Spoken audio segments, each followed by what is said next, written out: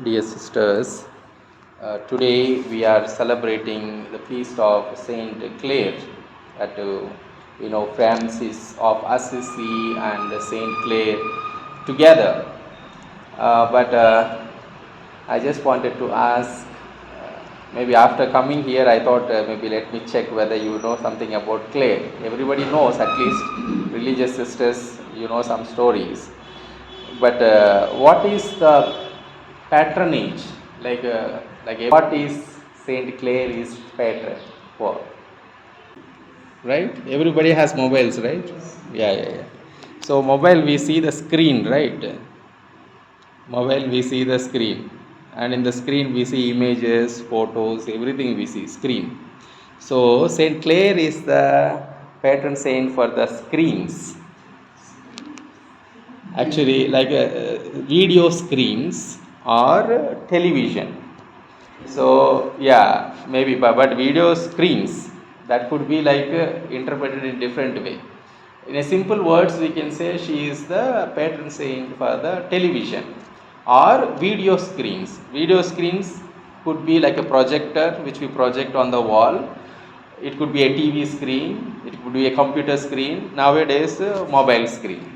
So all these things, she is a patron. But interestingly, television was found in 1957 only, or maybe around that time only television was formed. But Saint Clare lived in the 12th century, maybe 1100, maybe 1134, 44, maybe somewhere she was born. Maybe in 12 early, somewhere she might have died. So 12th century saint. But why that saint becomes a patron for the television?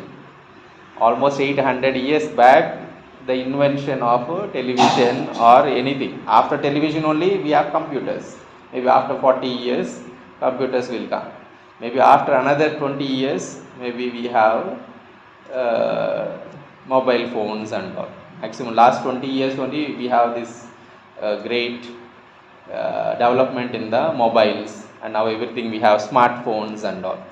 So in a sense, Saint Clare is the patron saint for the smartphones or video calling, everything. Yeah, we are doing WhatsApp, video calling, everything, right? So she is the patron saint for that. Gives that there is a reason for that. Why church has given her as a patron for that means always there will be a reason. Like why Saint Anthony is called like that, because it is proven. It is proven with a lot of miracles and some other things. So Saint Clare, just like today's gospel, we read she lived the gospel, she want to follow Jesus, and she is ready to leave everything and ready to take up the cross, and she followed. And naturally Jesus says, whoever follows, he will also bless them. So once Clare left the house, she joined the convent. She remained in the convent, means this is like a cloister convent. So maximum they go for mass, and that is also solemnities. If it is a regular mass, maybe some priest will come and celebrate. Maybe high feast, Christmas, Easter, where there won't be any masses. For example, Easter Triduum, everybody should go to the parish. So there won't be any private celebrations. So once it happened, like during the Christmas time, everybody has to go to the church, even the cloister sisters. But Saint Clare was very sick, fever or something like that. So because of that, she couldn't go to the church. But she has a great passion, great desire to participate in the Holy Mass. And naturally, her physical condition will not permit her to go to the church. So she is very sad. This is a Christmas day. How can I miss? But anyway, she was praying to God, and she remained. Rest everybody went and said, like, we all say like we will pray for you, you remain, we will attend mass for you also. All these things. Other sisters said like that and they went. So she was alone. Then she was praying. Then God projected what is happening the mass in the chapel, in the church, in her room. So she could see on the wall what is happening with the sounds.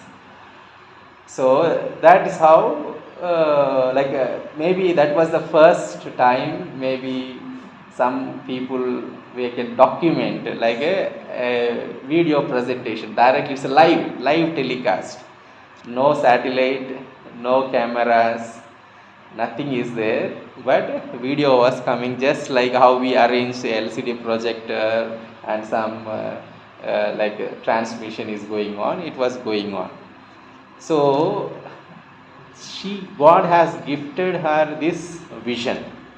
So that's why television, right? So people who has a visions, so she could see really, truly what is happening there. Then there are many other instances, like people used to come and Assisi people used to come and ask Saint Clare, especially charism is like she could pray and see on the wall and God will show her what is happening there. So it's like a projection will be there, just like that. So when you call like a video call, you can you show like they will show like this, right? Exactly like that God is to show her in the screen. So she used to tell like that. And there are so many other things also. She is a patron. For example, nowadays I think last 2-3 at least 2 months, 1 month, different places people are suffering with sore eyes, that red color will come, right? The sore eyes. So she is the patron for the sore eyes. I don't know, it is maybe during this month it will come, I don't know, but she is attributed that people who pray for Saint Clare for the sore eyes, maybe they will be healed. So maybe that is I felt like. And exactly that is what we read in the first reading also. Moses says, we have a God who speaks. We don't have any other God who is very close to the people. I think these are the people who says to us very confirming, with a lot of confirmation that they could hear God, they could see God face to face, and they lived and they followed till their death. And even after Saint Francis dies, she lives for a long time. At least Francis dies as a young person, maybe around less than 40 years he dies. But Saint Clare dies after maybe 70, 60, in old age only. I don't know, sister, any? 59, okay, 60 at least, okay, 60, right? So when she dies, she dies, of course, naturally in the convent, and this congregation, what she found, of course, with the charism, what she has taken from the inspiration from the Saint Francis of Assisi. So by the time it has reached its, everybody was accepting also, this is a new form of consecration and charism in the church. Then Pope himself comes to approve the rule of Clare, what Clare gives for the sisters, and Pope comes to the convent and he approves, and after 3 days she dies. So she makes sure that that charism should continue, that continuity, and it goes on. So when we go to the Assisi, some stories are written there, different stories are written there, like she holds the Eucharist, and when she holds the Eucharist, the race came, and many people, enemies of Assisi were destroyed, and so on. So we have a powerful saint today. The church is giving us to meditate. Let us ask her intercession that we too experience that God experience that closeness with God, that and believe that God can hear, God can speak, and especially when we are in need.